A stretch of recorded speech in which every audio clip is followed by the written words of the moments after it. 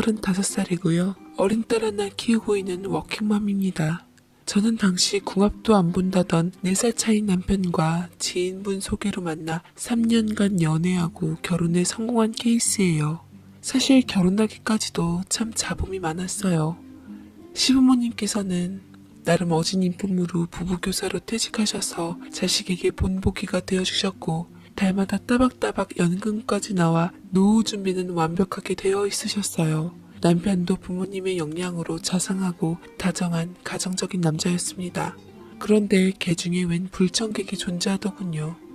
시댁에서는 그야말로 딸 같은 형님이 있었습니다.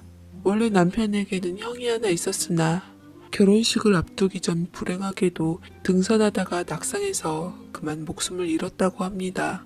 아무리 둘이 결혼을 못했다 하지만 형님은 시어머니의 둘도 없던 중마고우 딸이었던지라 각별하게 아껴서 딸 삼아 끼고 사셨어요. 어머님 친구분이셨던 형님 어머니께서도 몹쓸 병으로 돌아가신 상태이고 아버지께서는 이미 다른 분과 재혼하셔서 딱히 맘붙일 곳도 없었다더군요. 아들 잃은 슬픔에 힘겨워하시던 시부모님께 재혼도 안 한 채 며느리로서 딸로서 자라겠다고 약속하며 살았던 게 어느새 7년째였다고 합니다. 그런데 저는 시부모님께서 사랑에 맞지 않는 그 군 식구 때문에 골머리를 쌓아놔야 했습니다. 동서, 앞으로 집안의 모든 문제는 나와 상의해야 될 거야. 어머니께서 워낙 인품이 좋으셔서 속에 있는 말씀도 잘 못하시고 내가 다 챙겨드려야 해. 동서가 새 며느리로서 역할 잘해. 결혼하고 신혼여행 다녀와서 인사드리러 갈 때 시어머니 대신 똑똑히 안주인 노릇하는데 왠지 불길한 예감이 들었습니다. 다들 신우에 대해 안 좋게 얘기한 경우는 많았으나 같은 며느리 입장이었던 형님이 호된 시월들을 앞장서는 분일 줄은 몰랐죠. 하물며 사람이 얼마나 못됐는지 시어머니 친구분 딸이라 제법 오랜 시간 동안 곁에서 봐왔다던 남편의 우스갯소리를 빌자면 누나가, 아니 형수님이 학창시절부터 악명 놓기로 유명했었대. 집안 좋은 딸로 태어나서 뭐든지 제 성질대로 안 하면 못 견뎌내는 아나무인 성격이었는데 우리 형 앞에서는 순한 양이 되었다고 하더라고. 난 진짜 그때 형수님으로 들어온다 그랬을 때 엄청 놀랐다니까. 태초부터 열등감 덩어리로 똘똘 뭉쳐 있었고 매우 히스테릭한 성격이었지만 죽자사자 아주버님을 쫓아다녀 결혼에 성공했다 했죠. 시어머니께서는 워낙 긍정적이고 인자하신 분이라 안쓰러웠던 형님을 품어주시며 잘 챙겨주었어요. 하지만 어머니께선 새 며느리가 된 제 처지가 눈에 밟히셨던지 저를 따로 불러 용돈까지 챙겨주시면서 한숨을 쉬셨습니다. 네 형님이 어렸을 때 부모님의 불화로 상처를 많이 받았어. 명지 엄마가 그것 때문에 나한테 딸 시집 보낼 때 잘 부탁한다고 그렇게 신신당부를 했었지. 그런데 예비 남편인 우리 아들 그렇게 된 것도 모자라 얼마 안 가서 지 엄마마저 병으로 저 세상 가니 아마 그 속이 아니었을 거야. 네가 당장은 좀 마음이 안 좋겠지만 알고 보면 정도 많고 착한 아이니 부디 잘 지냈으면 좋겠다. 시어머니께서 이렇게까지 말씀하시니 그저 며느리인 제 입장에서는 알겠다고 말하는 수밖에는 없었죠. 형님은 똑똑하고 머리가 좋아 명문대를 졸업해 공부방을 운영하셨는데 사업이 잘 되었는지 생활비랑 용돈도 턱턱 내놓는 능력 있는 며느리였습니다. 그러나 시간이 갈수록 나아질 거라 믿었던 호된 형님 시집살이는 점차 강도가 세졌어요.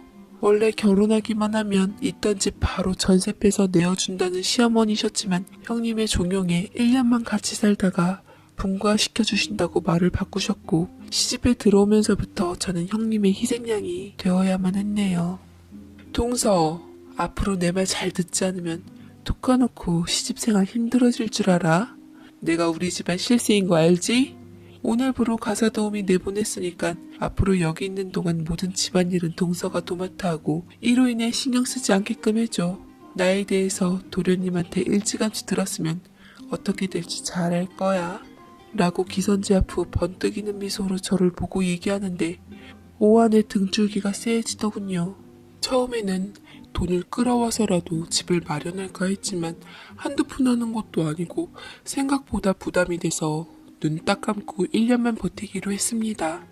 저는 바깥일은 바깥일대로 하면서 집에서는 일하는 사람인 마냥 형님의 부름과 명령에 절대 복종하며 56평 큰 평수의 집안일을 손수 해내었고, 행여나 절 딱하게 여긴 남편이 조금이나마 도와주려 할수록 남편 일은 형님의 매서운 시집살이는 강도를 더해갔네요. 제가 임신을 했는데도 멈출 줄을 모르더군요. 제 임신에 양가 집안에서는 첫 손주 소식에 경사가 났지만 딱 한 사람, 형님만은 그 사실에 안 입고하며 남말하듯 하대요.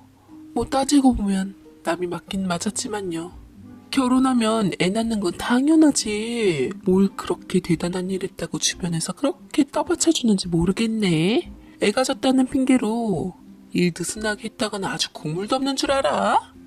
라며 제게 샘을 내더라고요. 아침 저녁으로 일 시키는 형님 덕분에 저는 하마터면 유산 위기까지 갈 뻔했어요. 다행히 남편이 중간에 제 하소연을 허투루 듣지 않고 어머니께 귀뜸에 막아주었던 게 큰 힘이 되었죠. 아무리 남편이 남의 편이라고 하지만 그래도 정작 남보다는 낫대요. 그렇지만 스트레스를 하도 받아 제 아이는 25주에 조선하고 말았고, 태어나자마자 의료진들에게 연약한 목숨을 맡긴 채 바로 인큐베이터 안에 들어가야만 했습니다. 매일 회사 다녀와서 그렇게 일을 시켜대니 형님과 잘 지내보고자 미련하게 맞춰주려고 했던 제 탓도 컸지요. 세상에 너무 빨리 나온 가엾은 내 아기를 보며 얼마나 울었는지 몰라요. 친정엄마도 시어머니도 어머니였기에 절 누구보다 이해해주시며 위로해주셨습니다.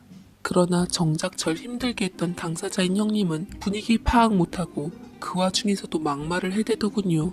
아니, 애를 뱃속에 제대로 품지도 못했으면서 무슨 자격으로 가족들한테 저렇게 떠받들여진대? 참 동서팔자 여왕이 나셨다 하며 비꼬는데 저는 도저히 참을 수가 없어서 그간 참았던 울분을 쏟으며 형님에게 너 죽고 나 죽일 기세로 달려들어 한바탕을 했습니다. 그래도 반성 없는 형님은 오히려 시어머니께 피해자 코스프레를 하면서 눈물까지 흘리더라고요. 시어머니는 어찌할 바를 모르다가 난감하셨는지 자리를 피하셨고, 남편은 도저히 안 되겠다 싶었는지 어머니, 더 이상은 제가 불편해서 안 될 것 같아요. 당장 집이 마련되지 않으면 처갓집에라도 가 있을 테니 그런 줄 아세요. 그리고 형수님도 그러시는 거 아닙니다. 우리 와이프가 그렇게 행복해 보이면 형수님도 좋은 사람 만나서 새삼 사세요. 우리 집에 붙어 있으면서 와이프 괴롭히지 말고요. 하며 제 손을 잡고 나왔는데, 우와, 육회, 상쾌, 통쾌. 누가 남편 보고 남의 편이라 했습니까? 남편이 절 지키는 모습을 보며 정말 결혼 잘했다 싶더라고요. 저는 차 안에서 그간 형님한테 받았던 서러움을 남편 앞에서 다 토해냈고, 남편은 고생 많았다라며 자상하게 절 토닥여 주었습니다. 며칠은 정말로 남편의 말대로 친정집에서 들어가 머물렀네요. 근데 그때 마침 저희 친정오빠가 귀국해서 저희 집에 왔던 시기였어요. 물리학을 전공한 저희 친정오빠는 저보다 6살 많은 이혼남이었는데 오랜 시간 동안 외국에서 유학을 해 심지어 제 결혼식에도 오질 못했어요. 그것 때문에 오빠가 제게 참 미안해 하더라고요. 이번에 전임 교수 자리를 노리고 한국에 들어오긴 했는데 일이 잘 안 풀려 시간 강사 자리만 받았다고 한 오빠는 안 풀리는 미래에 대해 많이 속상해 보였습니다. 특히나 이혼한 새언니가 교수 임용이 먼저 됐다는 소식에 잘 됐다 여기면서도 본인 처지와 비교됐는지 더 씁쓸해 하더라고요. 남편은 너그러운 마음 씀씀이로 기꺼이 친오빠에게 술잔을 위로 삼아 마음을 풀어주었습니다. 그렇게 며칠간 친정집에서 지내면서 아이 때문에 병원에 드나들었는데 아이가 이제 곧 태어날 수 있다는 소식을 전해받게 되었어요. 엄마로서 철렁했던 마음이 진정되고 남편은 시부모님께도 기쁜 소식을 알렸죠. 건강해진 아이의 퇴원을 축하하려 양가 부모님을 비롯한 모든 식구들이 모였고 그 속에는 왼수 같은 형님도 있었네요. 여전히 고개를 빳빳이 들고 다니는 형님을 무시하고 전 제 아이 아니만 신경 썼습니다. 그때 뒤늦게 저희 친정오빠가 병원에 도착했는데 안녕하세요. 희진이 친정오빠예요. 바쁘다는 핑계로 결혼식 때도 못 빼고 조카 보러 온 김에 이렇게 인사를 드리네요. 라고 멀끔하게 차려입은 자태로 저희 시부모님께 예의 바르게 인사를 하니 다들 호감 어린 눈초리로 바라보았습니다. 저희 친정오빠라서가 아니라 물론 현실은 배고픈 시간 강사지만 겉 비주얼은 좋은 편이라 어딜 가든 사람들의 이목을 끌곤 했거든요. 형님이 유난히 친정오빠를 보는 게 제 눈에 띄긴 했는데 그때까지만 해도 애기 신경 쓰느라 크게 관심 갖진 않았어요. 그게 실수였다는 걸 알았을 때는 이미 늦어 있었죠. 시부모님께서는 결국 저희에게 약속대로 집을 해주셨어요. 아마도 처갓집에 있었던 아들이 신경 쓰였던 모양이었습니다. 남편 덕분에 저는 무사히 분가할 수 있게 됐고 남들처럼 편안한 가정 속에서 아이를 돌볼 수 있게 됐죠. 그런데 어느 날 형님한테 연락이 왔더라고요. 안 받을까 하다가 어쨌든 떨어져서 살고 있으니 해코지는 함부로 못하겠지 싶어 받았습니다. 그런데 동서 잘 지내고 있지? 친오빠 말이야. H대 나온 인재고 교수 자리 알아보러 다닌다며. 진작 말하지. 우리 아버지가 H대 총장님하고 잘 아시는 사이거든. 괜찮다면 내가 한번 알아봐 볼까? 라고 하시는데 내일 당장 서쪽에서 해가 뜰 요량인지 이 여자가 어쩐 일로 제 가족에게 호의를 베푸는지 이해가 안 되더라고요. 저는 괜한 꿍꿍이가 느껴져 거두절미하고 형님에게 됐다며 돌아섰지만 친정엄마에게 정교수 임용 문제로 인해 절절매는 오빠의 사정을 듣고 혹여나 지푸라기라도 잡는 심정으로 형님한테 연락을 넣어보았습니다. 형님, 저번에 저희 오빠 도와주신다는 거 진심이신가요? 제가 저번에는 형님을 오해했던 것 같아요. 너그럽게 봐주시고 저희 오빠 임용 문제 혹시 친정아버님께 알아봐 주실 수 있으실까요? 그러자 형님은 기다렸다는 듯 쿨하게 말씀하시면서 그럼 가족 좋다는 게 뭔데? 동서, 나만 믿어. 우리가 사이가 그렇게 좋진 않았지만 그래도 가족으로 지낸 정이 있잖아. 내가 다 해결해 줄게. 라며 제게 친정오빠의 연락처를 요구했습니다. 저는 친정오빠의 번호를 넘긴 후에 친정엄마와 오빠에게 연락을 취해 형님에게 도움을 청했다고 한번 믿어보고 기다리라고 했어요. 그 뒤로 형님은 지속적으로 친정오빠와 만나며 두 팔 걷어붙이고 가족이라는 이름 아래 도와주었어요. 그리고 마침내 기대한 것 이상으로 형님은 큰 수확을 가지고 좋은 소식을 저희 친정오빠에게 전해주었지요. 비록 원하는 모교 교수 자리는 아니었지만 그래도 어느 대학 전임교수 자리를 얻는 데 성공한 오빠는 모든 것을 형님 공으로 돌렸어요. 드디어 해냈어. 내가 그동안 얼마나 서럽고 힘들게 공부했는데 정교수 자리에 오르다니. 내 꿈을 이루게 된 건 다 명지씨 덕분이야. 네 형님한테 너도 잘해. 처음에 너 때문에 선입견 갖고 보긴 했는데 실제로 보니까 너무 좋으신 분이더라. 그놈의 교수 자리는 악마도 천사로 만들어버리더라고요. 당한 수모가 떠올라 잘 알지도 못하면서 함부로 말하지 말라고 했지만 오빠가 잘 되고 기뻐하는 모습을 보니 내심 형님한테 고맙기도 했어요. 기를 쓰고 한 노력으로는 안 되었던 게 인맥 한 방으로 해결되니 그것도 참 꽁게꽁게하더라고요. 저희 친정어머니께서는 형님께 고맙다며 가족 식사에 초대하셨어요. 상다리가 부러지도록 형님을 위해 진수성찬을 내왔는데 이상하게도 그 자리에 있었던 오빠와 성님리의 사이가 뭔가 묘한 기류가 흘렀습니다. 형님은 어찌나 오빠한테 사근거리던지 저희 가족들이 버젓이 있는데도 저희 오빠 밥 위에 손수 바른 생선을 위에 놔주기도 하고 좋아하는 반찬을 앞으로 가져다 두는 등 애정을 맘껏 표했습니다. 오빠의 음식 취향은 어찌 알았는지 친정엄마도 남편도 느끼는 바는 마찬가지였던 것 같았어요. 우라통이 터진 제가 친정엄마께 한마디 했죠. 엄마, 오빠랑 형님 언제부터 저런 분위기야? 좀 이상하지 않아? 저러다 정말 일나면 어쩌려고 그래. 엄마가 오빠한테 잘 타일러서 알아서 떼나. 한두 살 먹은 어린애도 아니고 다 큰 성인들을 떼놓고 말고 할 게 어딨어. 네 오래비가 알아서 할 문제지 엄마는 그런 일까지 나서고 싶진 않다. 라고 딱 잘라 말씀하시는데 친정엄마는 크게 문제 삼질 않으시더라고요. 애가 탄 저는 오빠에게 물어보니 정작 당사자는 아직 그런 관계 아니라고 애매모호하게 얘기했습니다. 저는 불안해지기 시작했죠. 형님이 돌아가신 아주버님과 혼인신고를 한 것도 아니어서 법적으로 크게 문제될 것도 아니었고 오히려 형님 쪽이 굳이 따지고 들어가면 오빠보다 가진 게 많았던지라 저희 친정에서는 쌍수 들고 환영할 판국이었어요. 형님 인성을 잘 아는 전 무조건 안 된다고 했고 때와 장소를 가리지 않고 쉴 새 없이 형님에 대한 단정과 성격 폭로를 했습니다. 그러나 형님은 아랑곳 않고 오빠와 계속 좋은 관계로 발전해 나갈 생각이었던지 제 아기에게 줄 옷이며 장난감이며 사와 제 환심을 사려 하더군요. 미안해 동서. 나 때문에 그간 마음고생 심했지? 나도 옛날 일 때문에 동서한테 늘 죄스러운 마음 갖고 살고 있었어. 지난 일 다 잊고 우리 잘 지내보자. 정말 미안해. 하며 간이며 쓸개며 다 빼줄 요량으로 저를 대해줬습니다만 아무리 생각해봐도 형님을 우리 식구로 받아들일 수는 없었습니다. 허나 오빠는 끝내 제 말을 흘려들은 채 형님과 연인 사이가 되었고 식구들 몰래 비밀 연애를 하다 드디어 저희 아기 돌잔치 때 차곡차곡 준비해왔던 시나리오를 공개하고 말았습니다. 나랑 명지 씨 조만간 결혼할 예정입니다. 저희 선택에 대해서 누구 아깝다 하지 마시고 진심으로 축하해 주셨으면 좋겠습니다. 라며 오빠가 생각지도 못한 선방을 날렸는데 저를 빼고는 모든 식구들이 다 선남선녀의 만남이라며 축하해 주었습니다.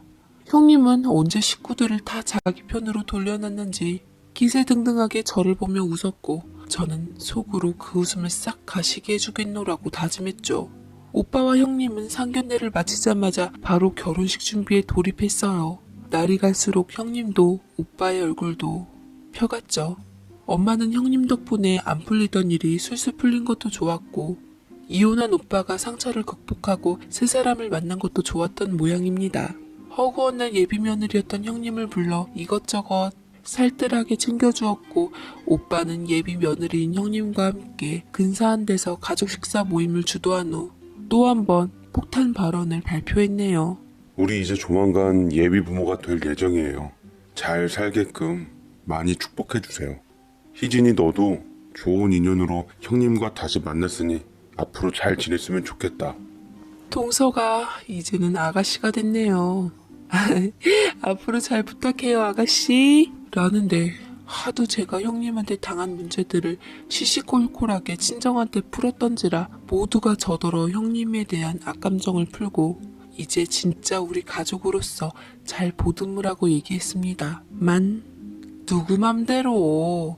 뒤끝이 길었던 저는 결혼식 전까지 둘이 어떻게 떼놓을까 한참 머리를 굴리고 고민해보았습니다. 아무리 생각해봐도 정말 원수 같던 형님이 뱃속에 애까지 품고 우리 집의 가족으로서 받아들이는 일이 쉽지가 않더라고요.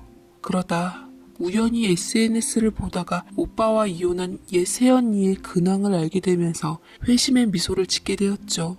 오빠와 이혼한 옛 새언니에게 잘 지냈냐고 메시지를 보내는 걸로 시작해서 저는 새언니 연락처까지 알게 되었습니다. 오빠와 새언니가 결혼했을 당시 저와 새언니는 자매처럼 잘 지내고 있다가 오빠와 이혼한 후 자연스럽게 연락이 끊긴 거였거든요. 게다가 새언니는 이혼한 지 4년 정도가 되었는데도 아직까지 싱글이더라고요. 다시 만난 새언니와 저는 여태 살았던 일들에 대해 울고 웃는 얘기를 나눴고 새언니는 제 눈치를 보다가 은근슬쩍 오빠의 소식을 물었습니다. 오빠 잘 지내죠? 생각해보면 내가 교수 자리에 욕심부리지 않고 그냥 안 사람으로서 내조만 잘하고 살았다면 우린 계속 행복했을 텐데 라는 생각이 들어요. 다 내 잘못이죠. 그깟 교수 자리가 다 뭐라고. 라고 말한 예전 새언니는 아직까지 오빠를 맘에 품은 채 기다리고 있는 것만 같았어요. 둘의 절절한 연애사를 알고 있고 얼마나 서로를 사랑한 줄 잘 아는 저로서는 이를 이용할 절호의 기회였습니다. 저는 애를 남편에게 맡겨놓은 후 오빠와 예전 새언니를 각각의 핑곗거리를 만들어서 한자리에 모아놓았어요. 오빠와 예전 새언니는 드디어 재회하게 되었습니다. 저는 적당한 시기에 빠져주며 둘이 제발 잘 되게끔 간절히 빌고 또 빌었더랬죠. 형님이 가졌던 애고 뭐고 아무것도 생각하질 않았어요. 절대로 형님이 새언니로 들어오는 꼴 같은 건 보고 싶지 않았습니다. 그게 불과 오빠 결혼 2달 앞두고 벌어진 일이었죠.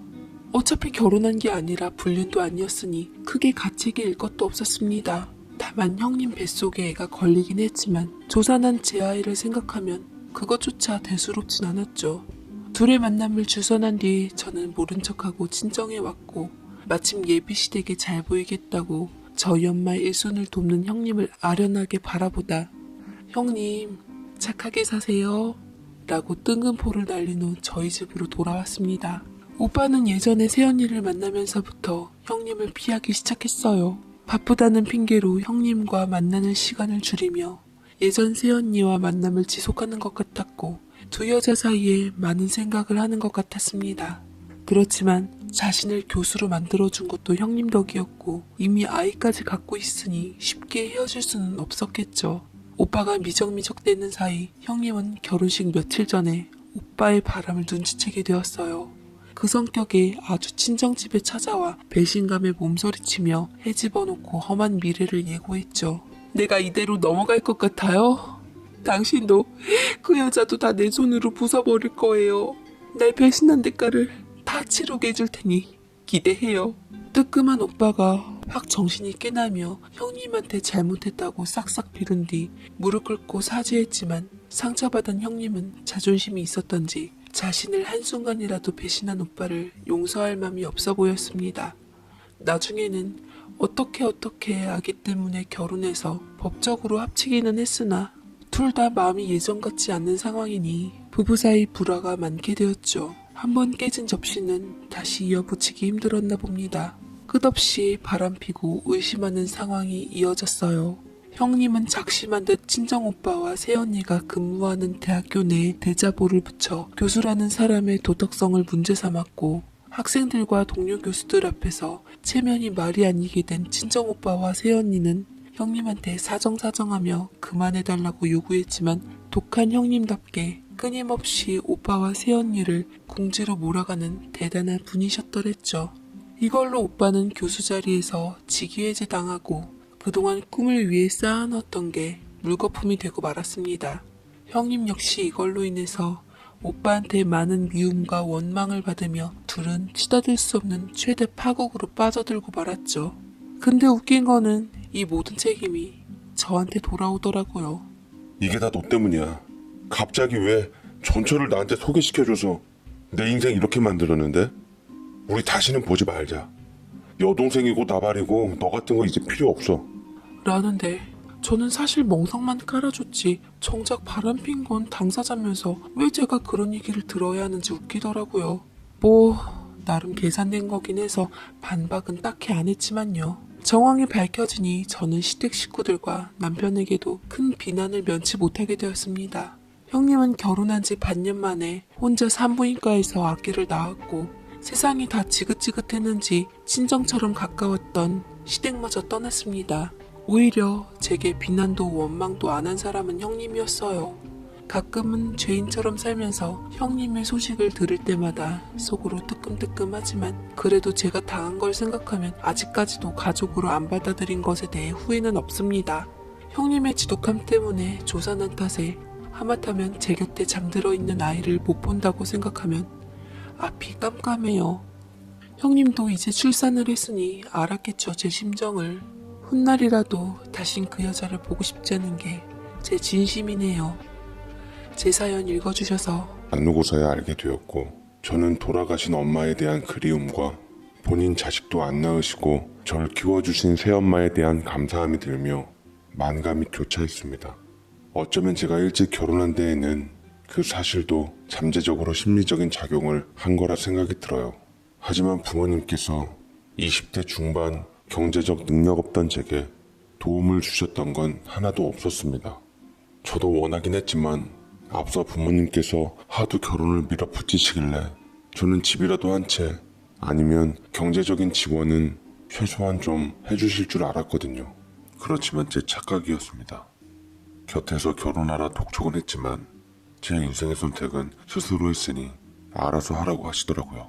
자식아, 아들 성인 될 때까지 키워주고 먹여주고 공부시켜줬으면 됐지.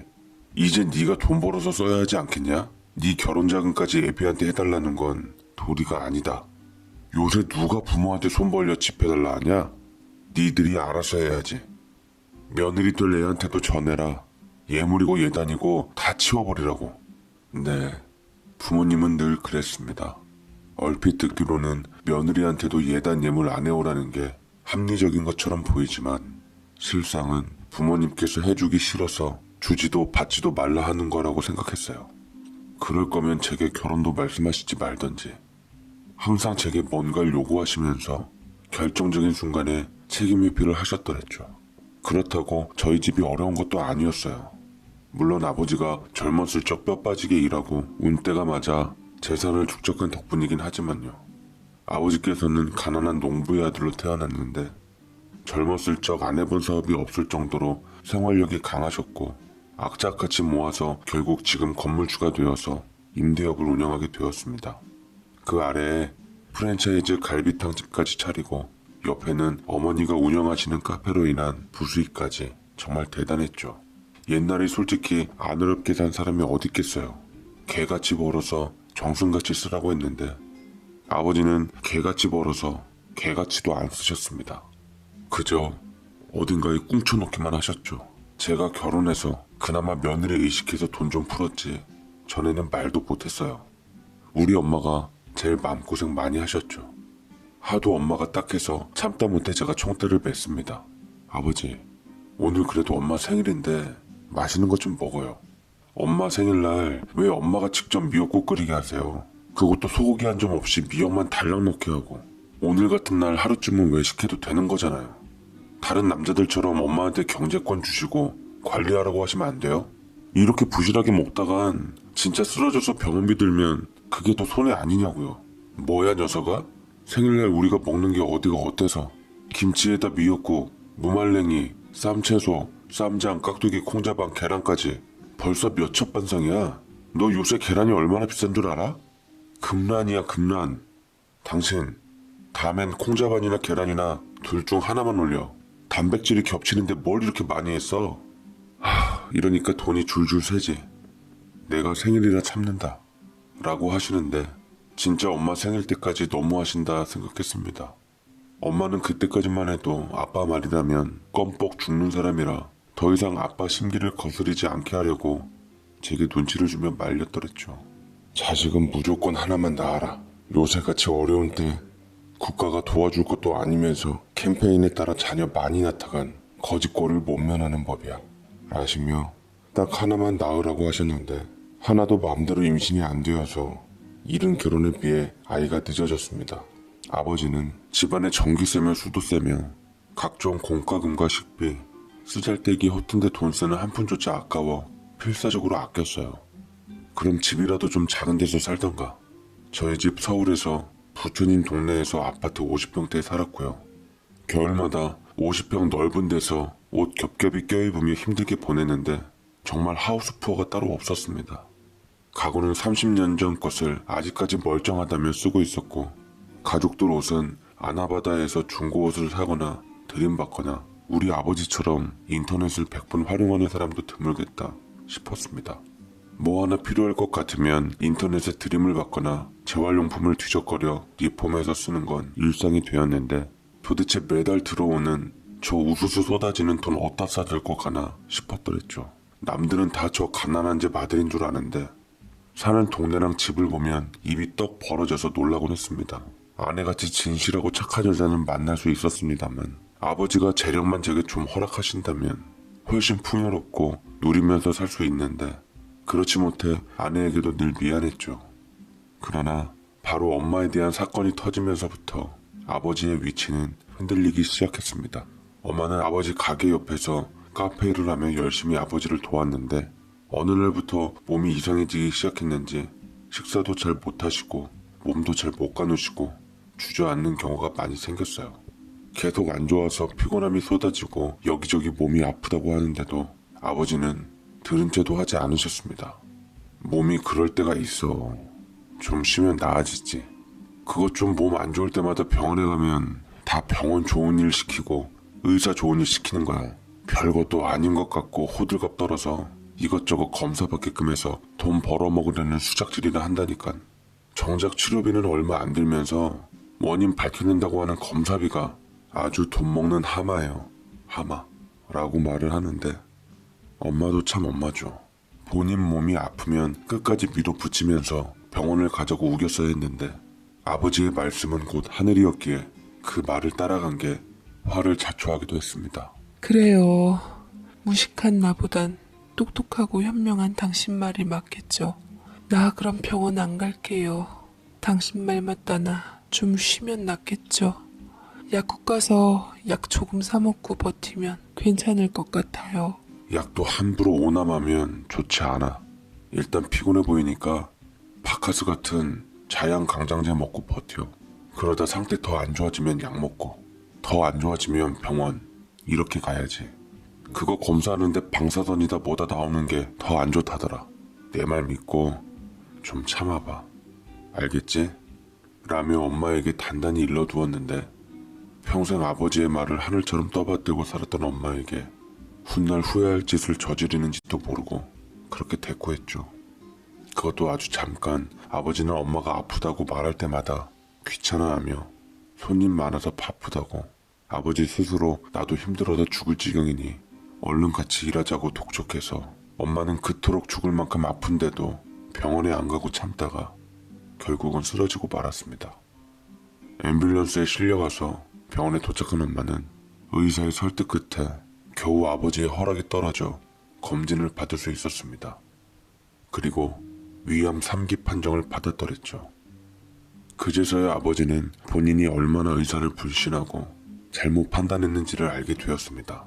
자신의 판단이 틀리는 걸 인정하고 싶지 않았던지 아버지는 다 돌팔이라고 하면서 다른 병원에 가보자고 검진을 다시 받아보게 했으나 혹시나가 역시나 다른 병원을 가도 위암 3기가 맞았고, 엄마는 아버지에 대해 무너지는 신뢰와 배신감에 억울해하며 아버지를 붙들고 오열했어요. 이 나쁜 인간, 돈밖에 모르는 사람 같으니 나한테 들어가는 돈이 그렇게 아까웠어? 내가 당신에게 어떻게 했는데? 당신이 시키는 일이라면 뭐든지 다 하고 당신 말 한마디를 허투루 듣지 않고 인건비 아끼려고 건물 청소며 관리며 당신 식당이랑 내 카페 일까지 아주 뼈 빠지게 일만 한 내가 불쌍하지도 않았어? 나 더 이상 이렇게는 못 살겠어. 당신 곁에 살다가는 내 수명 다 못 채우고 세상 떠날 것 같아. 우리 이혼해. 이혼하고 받은 위자료로 나 병 다 고치고 새삼 살 거야. 당신 같은 인간이랑 단 한순간도 마주하고 싶지 않다고. 라고 말씀하시면서 집을 나가겠다고 했는데 아버지는 그제서야 허울 좋은 위세를 내려놓고 두 번째 부인마저 잃기는 싫으셨던지 엄마에게 미안하다고 싹싹 빌면서 잘못했다고, 당신 병 고치기 위해서 아낌없이 돈을 쓰겠다고 했습니다. 그렇지만 엄마의 마음을 돌리기에는 역부족이었죠. 엄마는 훗날을 위해 이제껏 자신을 불사른 대가를 받아야겠다고 생각했는지 아버지에게 더 이상 뭐라 하지 않고 꾹 참고 치료를 받는 것 같았습니다. 수술도 받고 모진 항암 치료의 고통도 겪으면서 어떻게든 살려고 하는 것 같았어요. 엄마의 목숨 부지를 위한 간절한 바람과 희망으로 목숨만은 건지게 되었습니다. 그리고 병이 완전히 다 나을 때까지 죽을 힘을 다해 치료에 힘쓰며 몸을 회복했고, 마침내 완전히 다 나은 후에는 엄마는 잃어버린 청춘에 대해 늦게라도 보상받기 위해 허겁지겁 아버지 돈을 써대기 시작했습니다. 처음엔 죄책감에 눈 감아주던 아버지께서도 카드값이 점차 늘어나기 시작하니 슬슬 부하가 치민 모양이더라고요. 한두 번은 좋게 말씀하시다가 무더기로 나온 카드값을 든 영수증을 보며 억누르고 참았던 화를 폭발시켰습니다. 이게 지금 뭐 하는 거야? 이 카드값을 대체 다 어떻게 하려고 해? 몸 다 나았으면 얌전히 일이나 할 것이지. 당신 치료비가 얼마나 들어갔는데? 그거 다 언제 메꾸려고 그러는데? 돈도 쓰던 사람이 써야지 정승같이 쓰지. 당신 돈도 제대로 쓰지도 못하면서 헛돈이나 날리는 거 알아? 그러자 엄마가 화를 내시며 쇼핑했던 물건들을 아버지께 확 던지며 똑같이 화를 내시더라고요. 뭐? 돈도 쓰던 사람이 써야지 정승같이 쓴다고? 당신이 언제 내게 한번 정승같이 쓸 기회나 줘봤어? 대체 어떻게 써야지 정승같이 쓰는 건데? 나 허튼데 돈 쓴 거 하나도 없어. 정승같이는 못 쓸지언정 정승같이는 살고 싶어서 시장에서 사다가 백화점으로 옮겼고 메이커 있고 고급진 것들 좀 많이 샀어. 내 거랑 우리 아들 내외 거랑 당신 것까지 다 샀는데 당신 것만 가져가서 환불해서 얻어 입던지 주워 입던지 해요. 나랑 우리 애들은 앞으로 좋은 것 입고 좋은 거 쓰고 짧은 인생 한평생 누리다 갈 거니까. 그게 다 누구 돈인데? 다 내 돈으로 번 돈인데 누구 맘대로 한평생을 누려? 당신 내가 좋게 말할 때 이쯤에서 끝내는 게 좋아. 더 이상 나도 안 참아. 빨리 정신 차리고 돌아오지 않으면 나도 가만히 안 있어. 알겠어? 엄마는 아버지의 말에 분통이 터져 그간 참고 이악 물었던 이혼 서류를 아버지 얼굴에다 확 내던져 버렸습니다. 우리 이혼합시다. 나 더 이상 당신에게 그런 인격 모독적인 얘기를 듣고는 살 수가 없을 것 같아. 내가 당신하고 결혼해서 뼈 빠지게 고생하고 가게 일한 것들 다 당신 재산에 기여를 한 것이니 재산 분할이랑 위자료 제대로 쳐줘요. 안 그럼 나도 절대로 가만히 안 있어요. 알겠어요? 라며 나가시는데 저는 두 분의 갈등이 골이 깊어질 만큼 깊어진 상태라 어찌해야 좋을지 몰랐습니다. 차라리 어머니가 제대로 된 몫을 받고 이혼하셔서 힘들게 구한 생명 좀 더 가치 있게 좋은 사람과 여생을 보냈으면 하는 게 진심이었어요. 하지만 아버지는 좀처럼 어머니에게 이혼해줄 생각이 없는 것 같더라고요. 집안 망신이라며 다 늙어서 이혼은 절대 안 된다며 이혼 서류를 찢어버리셨죠. 엄마는 속에 열불이 나서 집을 아예 나가버렸고 당시 돈이 없어서 합가하고 있었던 저는 엄마의 용기 있는 선택에 박수를 보냈습니다.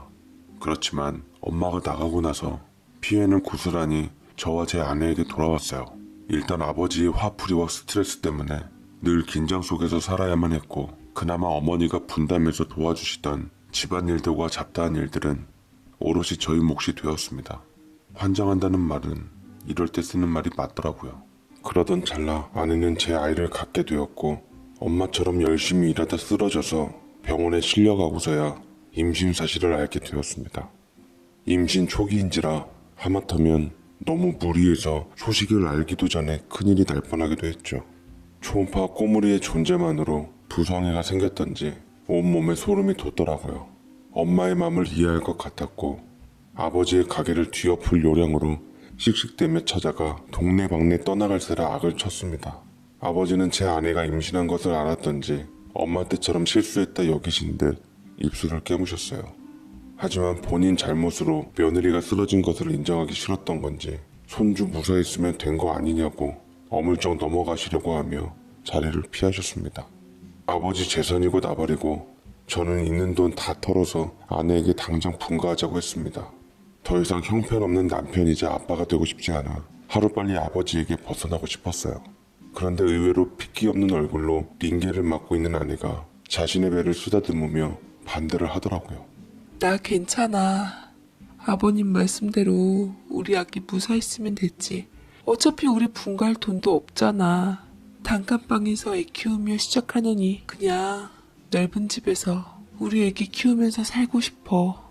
제대로 된 곳에서 독립할 때까지는 합가하면서 아버님 모시면서 살자. 응? 라고 설득을 하는데 아내가 아무래도 제게 부담 주기 싫어서 못된 시아버지 시집살이 감수하면서 사는 것 같아 마음이 아팠습니다. 아내의 미련한 고집에 못 이겨 저는 아버지와 합가를 유지하게 되었고 대신 저도 하루빨리 아버지한테 분가하려고 한 푼 두 푼 악착같이 모으기 시작했습니다. 하루라도 빨리 아버지에게 벗어나는 게 아내와 아이에게 도리라고 생각하고 받는 즉시 월급을 모으니 저도 모르게 아버지처럼 점점 노랭이가 되어지는 것 같더라고요. 아내도 제 마음을 아는 듯 임신해도 먹고 싶은 거 얘기 한번 안 한 채 참고 넘기며 묵묵히 뱃속에서 정성껏 아이를 키웠습니다. 그런 아내가 기특해서 원하는 건 다 해주고 싶었어요. 그러던 중에 아버지는 제가 아내를 위해서 분가하려고 돈 모으는 줄은 꿈에도 생각 못하시고 오히려 정신 차렸다고 생각했던지 어느 순간 제게 계약이 끝난 가게 점포 하나를 떡하니 맡기시더라고요. 뜻밖의 횡재에 전 만우절인 줄 알았습니다. 자리 하나 내어줄 테니 네가 하고 싶었던 사업 한번 해봐라. 돈 씀씀이만 크고 정신 못 차린다고 생각했는데 네가 애비가 된다고 하니 정신을 차렸던 겐지 요새 생활을 곧잘하고 있더구나. 목표한 바가 있는 것 같으니까 내가 그 목표를 빨리 이룰 수 있게 도와줄 테니까 힘껏 잘 운영해봐 라고 말씀하시며 창업 자금까지 내어주시는데 생각지도 못한 아주 큰 떡이었어요. 절 못 믿어하고 나약하고 못난 놈이라면 못 잡아먹어 안 달라졌던 분이 제게 가게를 차려준다고 하니 심장이 두근두근거리기 시작하더라고요. 직접적인 이익으로 떨어지니 여태껏 아버지에 대한 미움이 눈 녹듯 사라졌고 이 사실에 기뻐해줄 아내에게 제일 먼저 소식을 전했습니다. 그러자 아내도 그 소식에 많이 기뻐하며 잘 됐다고 축하해줬고 우리는 이렇게 아버지와 한 가정에서 안정을 찾아가나 싶었습니다. 그러나 아내가 슬쩍 흘린 한마디에 다시 패닉 상태가 돼버리기도 했죠. 사실 나 어머니 길 건너 카페에서 봤는데 어느 중년 남자랑 있더라고. 아무래도 집 나가신 지가 꽤 되셨잖아. 그간 연락도 없으셨고 적적하셔서 그러신지 남자친구를 사귀신 모양이야. 언뜻 보기에도 보통 사이가 아닌 것처럼 보이더라고. 라며 안타깝게 얘기를 하는데 참 사람 마음이 묘한 게 아버지에 대한 미움이 풀리니 이상하게 행복한 청춘 찾아가겠다며 아버지를 떠난다고 했던 엄마가 미워 보이더라고요. 다시 말하지만 지금의 제 어머니는 물론 저를 낳아주신 생모는 아니지만 생모만큼 절 사랑해주며 키워주셨던 분이십니다. 진심으로 정도 많이 들었고 제 친어머니라 믿으며 살았건만 막상 우리 아버지를 배신했다고 생각하니 확 열이 뻗치며 도저히 용서할 수가 없었습니다. 저는 아버지 모르게 은밀히 엄마에 대해서 조사를 하게 되었고 정말로 아내의 말처럼 엄마는 집을 나간 지 5개월 만에 이혼도 안 한 상태로 다른 남자가 생겼고 핑크빛 로맨스에 빠져 계시더라고요. 저는 집 앞에 잠복을 해서 현장을 잡아내었고 아버지가 아닌 다른 남자와 새엄마가 같이 있는 모습을 직접 두 눈으로 확인까지 하니 심리적으로 걷잡을 수 없이 번지기 시작했습니다. 부들부들 떨리는 손으로 아버지에게 보여주기 위해 증거를 먼저 남겼죠. 맘 같아선 당장 엄마 앞에 나서서 어떻게 엄마가 아버지를 두고 그럴 수가 있냐며 따지고 싶었지만 돌이켜보면 엄마는 아버지에게 이혼 선언을 한 상태로 집을 나갔던 거였고 이미 마음은 떠나가 버린 상태이니 이해가 안 되는 건 아니었습니다. 다만 아버지와 완전히 서류 정리를 하고 그 다음 청춘 사업을 시작하셔도 늦지 않으셨을걸. 그게 우리가 가족으로 지냈던 시간에 대한 예의라는 것을 알아주셨으면 좋았을걸. 안타까웠습니다. 저는 엄마에게 뭐라 하지 않고 부디 좋은 사람과 행복하길 바라면서 뒤돌아섰고 집에 와서 아버지께 조심스럽게 아버지 앞에다 엄마에 대한 청춘 사업을 알렸습니다. 그러자 아버지 증거를 확인한 후 안색이 흑빛으로 바뀌시더라고요. 다른 상대까지 생긴 마당에 버텨봐야 소용이 없단 걸 아셨던지 전화기를 들어 어딘가로 연락하기 시작했습니다. 그러면서 제게는 나가보라고 손짓을 하시더군요. 아버지의 뜻대로 아버지의 방에서 나와 저는 아내가 있는 제 방으로 들어왔습니다. 그래도 수십 년간 가족으로 살았던 엄마와 이별할 생각을 하니 가슴이 미어지는 게 식구로 지냈던 정이 참 무섭더라고요. 엄마라는 말을 들으면 생각나는 분은 오직 새엄마였는데 다신 그분을 못 본다고 하니 마음이 참 쓰라렸습니다. 아내는 절 위로해주며 어머니도 여자로서 행복할 자격이 있어. 아버님 곁에서 평생 힘들고 외로우셨는데 이제는 좋은 분 만나셨으니 그분과 잘 살도록 우리가 응원해드리자. 나도 섭섭한 마음은 알겠지만 어머님의 선택으로 인해 어쩔 수 없게 돼버렸잖아. 비록 아버님과의 인연은 끊겼지만 당신에게는 그래도 마음으로 다져진 끈끈한 모자 사이니까 우리 자주 찾아뵙자. 라고 말해주는데 저는 엄마를 잃은 슬픔에 아내의 품에서 오랜 시간 울었던 것 같습니다. 아버지는 엄마가 원하는 대로 이혼 소리를 수용하며 이혼을 해주었고 대략 30년 정도 결혼 생활에서 엄마가 힘들게 생활을 꾸려나간 것에 대한 대가를 어느 정도는 치러주었습니다. 엄마가 이혼하기 전에 엄연히 바람을 핀 것이었지만 유책 배우자로서의 책임을 묻진 않으시고 덮어버리시더군요. 결코 아버지의 구두쇠 철학답진 않았어요. 엄마도 아버지의 재산 분할과 위자료에 대한 처사에 대해 만족하시며 아버지와 좋게 이별을 하는 듯 했죠. 그러나 이 소식을 듣고 아내는 원하는 결과가 아니었던지 분개해하며 유감스러워 하더라고요. 아니, 아버님 되게 좀 그러시지 않아? 엄연히 따지면 유책 배우자이신데 무슨 유책 배우자한테 위자료랑 재산까지 떼줘? 당신 새엄마니까 나 거리낌 없이 말할게. 솔직히 어머니가 당신 집에 들어와서 한 게 뭐 있어? 당신 키워주고 가게 좀 한 거 그게 다잖아. 아버님이 어마무시한 암 치료비도 다 대주시고 사모님 소리 듣게 해준 건 왜 생각도 못 하시는지 모르겠네. 아버님 현명한 분이신 줄 알았더니만 이런 손해보는 결정을 내리실 줄.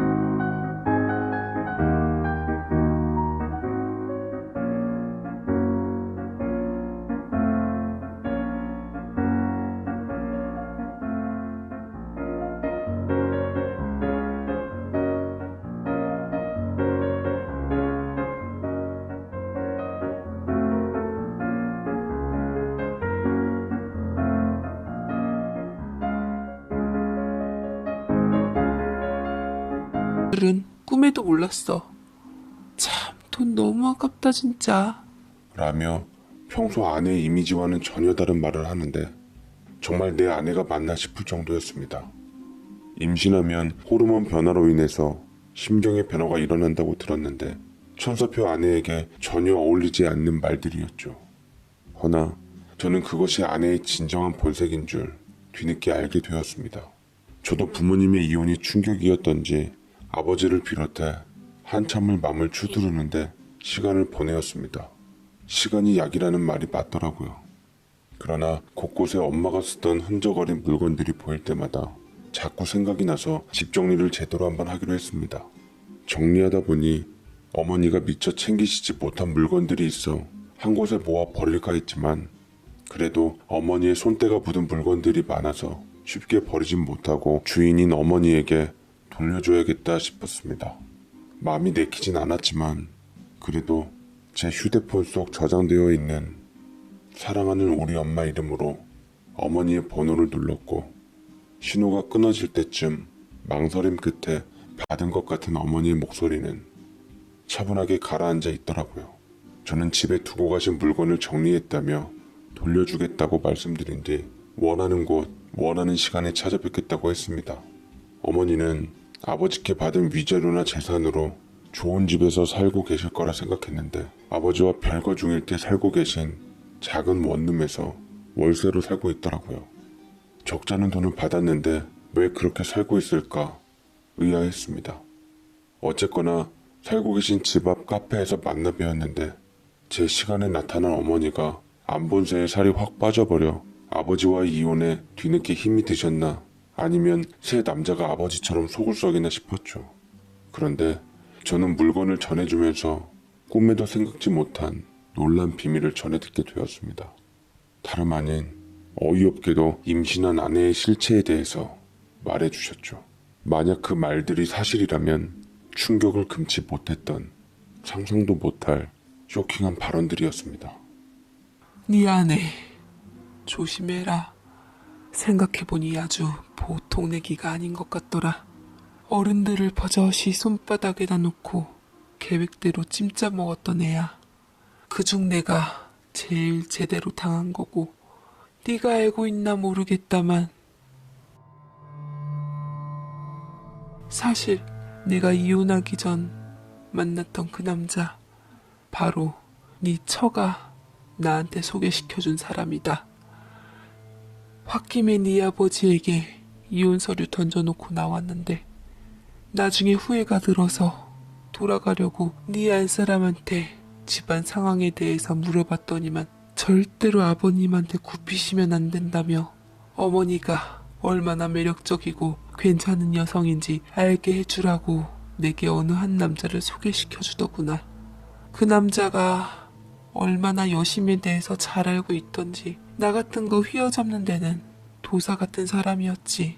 이렇게 된 거 나도 새삼 한번 살아보자 싶어 그 남자를 만나게 되었고 어리석게도 그 사람한테 푹 빠져버려 네 아버지랑 이혼하고 재혼할 꿈을 꾸고 있었는데 막상 내가 이혼하고 나니 그 남자가 네 아버지한테 받은 위자료와 재산 일부분을 갖고 날 속여서 빼돌린 다음 벌써 튀었다.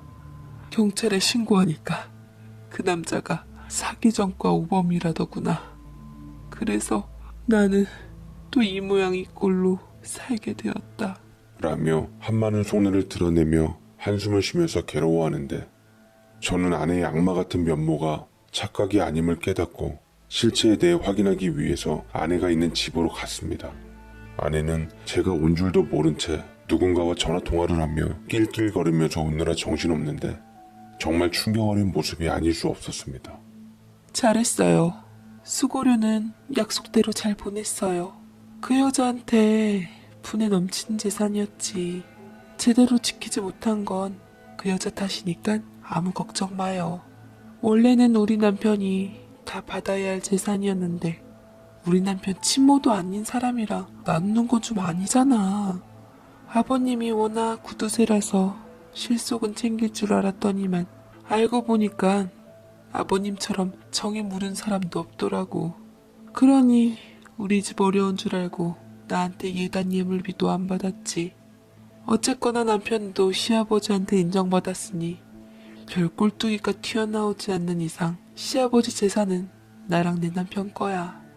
그리고 곧 태어날 우리 아이 거라고. 라며 말하는데 저는 이 모든 판이 아내가 짜놓은 것이라는 것을 알았고 아내의 계략이라는 것을 깨닫게 되었습니다. 저는 현장을 급습해서 바로 경찰에 신고해서 아내와 짠 새엄마의 남자를 간신히 찾아낼 수 있었고 그 남자는 일찍 잡힌 덕분에 제대로 엄마에게 빼돌린 돈 한 푼 써보지 못하고 사기 혐의로 설창행 신세를 면치 못하게 됐습니다. 아내 역시 사기 공범죄로 콩밥을 먹을 시세에 닥쳤지만 초범인데다 뱃속 아이가 있는 것에 대해 정상 참작해서 집행유예로 풀려나게 되었어요. 아내는 결코 본인 것이 될 수 없었던 돈 욕심으로 인해 시부모와 그토록 아껴주었던 남편인 저를 잃게 되었습니다.